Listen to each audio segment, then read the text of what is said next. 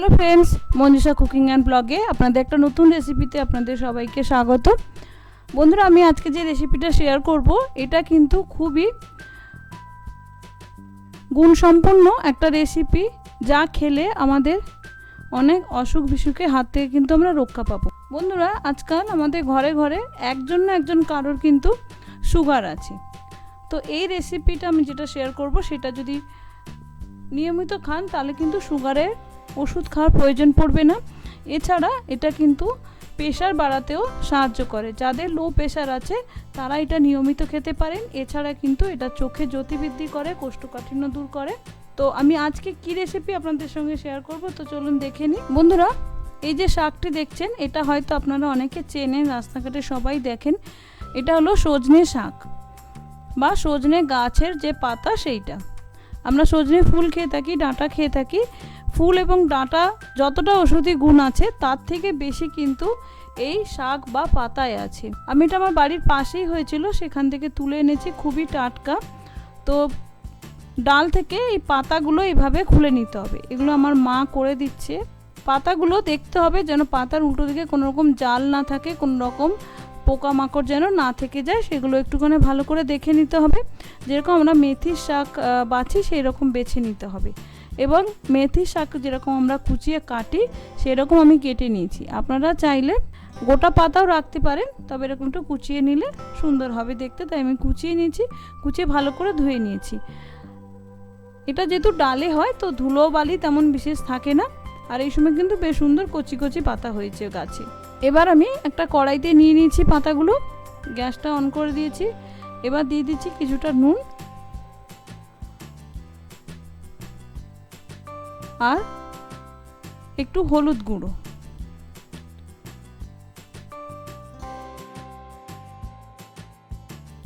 এবার একটু অল্প জল দেব, ধরুন হাফ কাপ মতো দিয়ে এটা আমি সেদ্ধ করে নেব কম আঁচে। এই শাকটা একটু সামান্য কিন্তু হরহরে হয়, কিন্তু ভাজার পর কিন্তু সেই হরহরে ভাবটা কিন্তু থাকে না। কমিয়ে আমি মিনিট 5 সেদ্ধ করে নেব। দেখুন অল্প জল দিয়েছিলাম, জলটা শুকিয়ে গেছে। মোটামুটি চেষ্টা করবেন যতটা জল দেবেন জলটা যেন শুকিয়ে যায়। খুব বেশি জল দেওয়ার কিন্তু দরকার নেই। মিনিট 5 মিডিয়াম আঁচে সেদ্ধ করলেই কিন্তু সুন্দর সেদ্ধ হয়ে যাবে। তবে একটু সেদ্ধ করে নিতে হবে, কারণ এটা একটু খসখসে হয় শাকটা। এবার একটা কড়াইতে নিয়েছি তেল, সর্ষের তেল। তাতে দিয়ে দিলাম 2 শুকনো লঙ্কা। এটার এই শুকনো লঙ্কা ভাজা দিয়ে কিন্তু খেতে ভালো লাগে। এবার দিয়ে দিলাম একটু কালো জিরে আর দিয়ে দিলাম 3-4 কোয়া রসুন আমি থেতো করে নিয়েছি, সেটা দিয়ে দিলাম। এবার রসুন শুকনো লঙ্কা এগুলো একটু ভেজে নেব তেলে। এবার দিয়ে দিচ্ছি পেঁয়াজ। আমি এখানে একটা মিডিয়াম সাইজের পেঁয়াজ এরকম ছোট করে কেটে নিয়েছি। এবার পেঁয়াজটা আমি অল্প লাল লাল করে ভেজে নেব। আমি কিন্তু বন্ধুরা খুব বেশি তেল দিইনি। খুব বেশি তেল দিলে এটা যে হেলদি সেই গুণটা নষ্ট হয়ে যাবে। দেখুন অল্প ভেজে নিয়েছি। এবার যে শাকটা আমি সেদ্ধ করে রেখেছিলাম সেইটা দিয়ে দিলাম।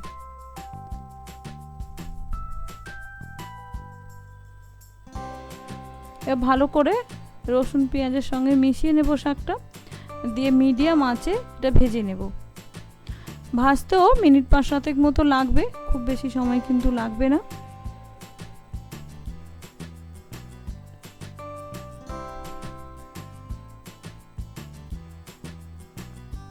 এবার আমি এতে মিনিট 3-4 ভেজে নেওয়ার পরে দিয়ে দিচ্ছি সামান্য চিনি।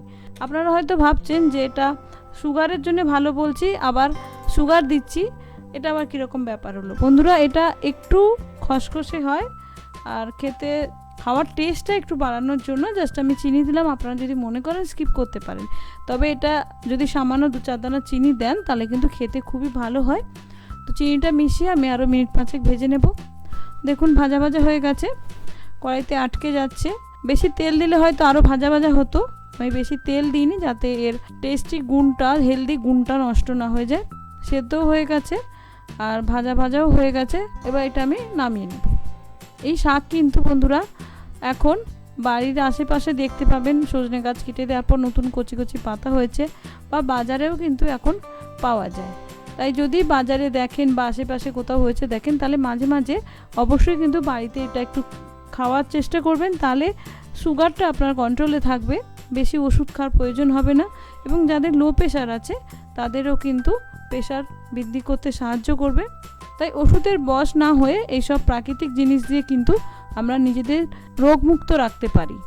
তো বন্ধুরা, আশা করি আমার এই রেসিপিটি আপনাদের ভালো লাগলো। খুবই সহজ সরল সাধারণ রেসিপি, কোনো খরচাপাতিও নেই এতে, অথচ অনেক খরচা থেকে কিন্তু বাঁচা যায়। ভালো লাগলে অবশ্যই শেয়ার করবেন, পাশে থাকবেন। নমস্কার, ধন্যবাদ, ভালো থাকবেন।